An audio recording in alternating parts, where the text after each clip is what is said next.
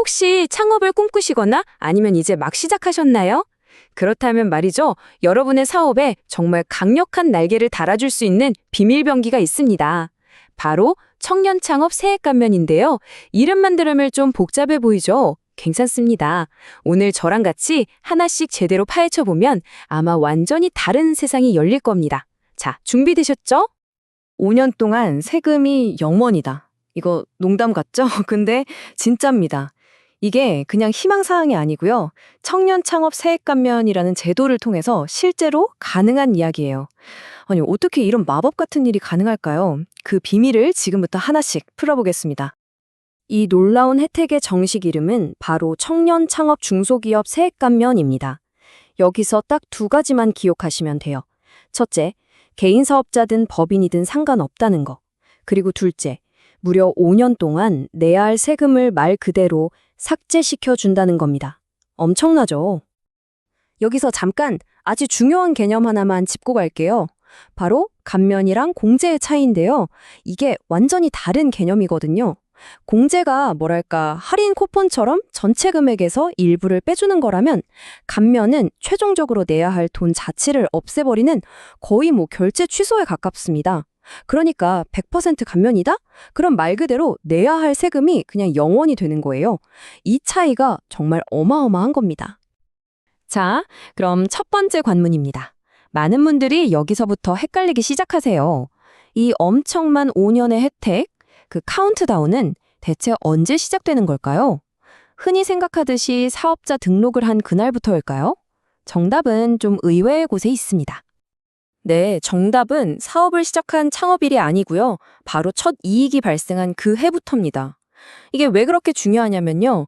사업 초기에 몇 년 동안 수익이 없어도 전혀 조급해할 필요가 없다는 뜻이거든요.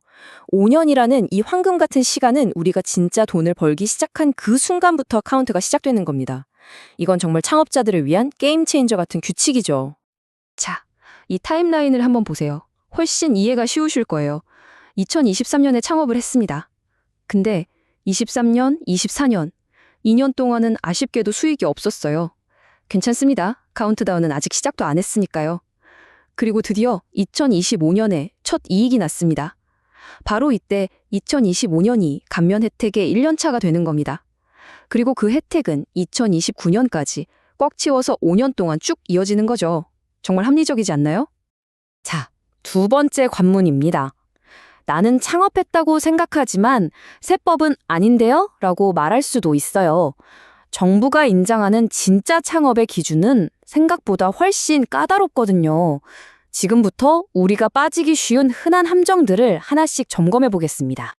이거 진짜 많이들 궁금해하시는 부분이에요. 하던 사업을 잠시 접었다가 다시 시작하면 이걸 새로운 창업으로 보고 5년 혜택을 다시 받을 수 있을까요? 일종의 리셋이죠. 안타깝게도 정답은 아니오입니다. 세무당국은 서류상의 폐업이나 재기업이 아니라 그 사업의 실질을 보거든요. 똑같은 사업을 이름만 바꿔서 다시 하는 건 그냥 사업의 연장으로 봅니다. 혜택을 리셋할 수 있는 그런 꼼수는 아니라는 거죠. 그렇다면 이건 어떨까요? 상황이 좀 더 미묘한데요. 아예 다른 종류의 사업으로 전환한다면 예를 들어 중식당을 하다가 한식당으로 바꾼다면 이건 새로운 창업으로 인정받을 수 있을까요? 바로 이 표에 정답이 있습니다. 핵심 열쇠는 한국표준산업분류라는 코드에 있어요. 이게 아주 중요한데요. 놀랍게도 같은 음식점이라도 중식당과 한식당은 공식 분류 코드가 다릅니다.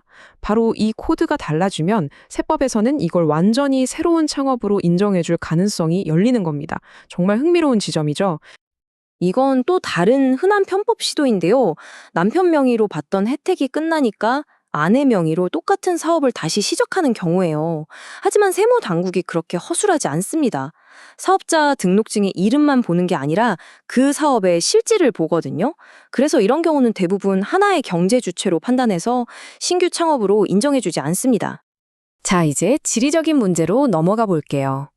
정말 놀랍게도 여러분의 사업장이 어디에 있느냐에 따라서 받을 수 있는 감면 혜택의 크기가 그냥 확 달라집니다. 차이가 정말 극명하죠? 간단하게 말해서 서울 같은 수도권 핵심 지역, 즉 과밀억제권역 안에서 창업하면 세금의 절반을 깎아주고요. 그 외 지역에서 창업하면 세금 전부를 없애줍니다. 50%냐 100%냐 이 선택 하나가 사업의 운명을 가를 수도 있는 겁니다. 여기서 진짜 조심해야 할 함정이 하나 있습니다. 예를 들어 우리 본사는 100% 감면 지역에 있어요. 그런데 과밀 억제권역 안에 아주 작은 지점 하나만 내는 순간 회사 전체의 감면율이 50%로 뚝 떨어질 수 있습니다. 왜냐하면 낮은 세율을 따라가기 때문이죠. 이건 정말 치명적인 실수니까 꼭 기억하셔야 합니다. 자, 이제 마지막이자 가장 중요한 부분입니다. 지금까지 우리가 얘기한 모든 조건을 다 만족했더라도 정말 사소한 행정적인 실수 하나 때문에 이 모든 혜택이 한순간에 날아갈 수 있습니다. 절대 놓치면 안 되는 결정적인 규칙들 지금부터 짚어보겠습니다. 만약 오늘 내용 중에 딱 한 가지만 기억해야 한다면 바로 이겁니다. 사업자 등록증이 나오면 단 1초도 망설이지 마시고 사업용 계좌를 개설해서 즉시 홈택스에 등록하세요. 5분도 안 걸리는 이 간단한 절차를 깜빡하면 지금까지 우리가 알아본 모든 혜택이 그냥 신기루처럼 사라져버립니다. 정말 간단하지만 가장 치명적인 실수예요.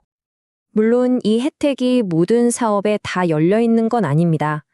만약 여러분이 생각하고 계신 사업이 주점이나 호텔 같은 소비성 업종이라거나 아니면 의사, 변호사 같은 전문직 서비스라면 안타깝게도 처음부터 대상에서 제외됩니다. 이 부분은 사업 시작 전에 꼭 미리 확인하셔야 해요. 이 말이 모든 걸 요약해 주는 것 같습니다.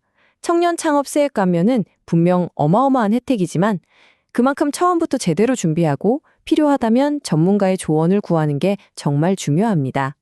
첫 단추를 잘못 깨면 나중에 돌이키기가 너무 어렵기 때문이죠. 자, 오늘 우리는 청년 창업 세액 감면이라는 게임의 핵심 규칙과 숨겨진 함정들을 살펴봤습니다. 이제 이 지식을 바탕으로 여러분의 사업 계획을 다시 한번 점검해 보세요. 여러분의 창업 전략은 이 강력한 혜택을 100% 활용할 수 있도록 승리를 위해 설계되어 있습니까? 부디 전문가와 상담하셔서 여러분의 소중한 권리를 절대 놓치지 마시기 바랍니다.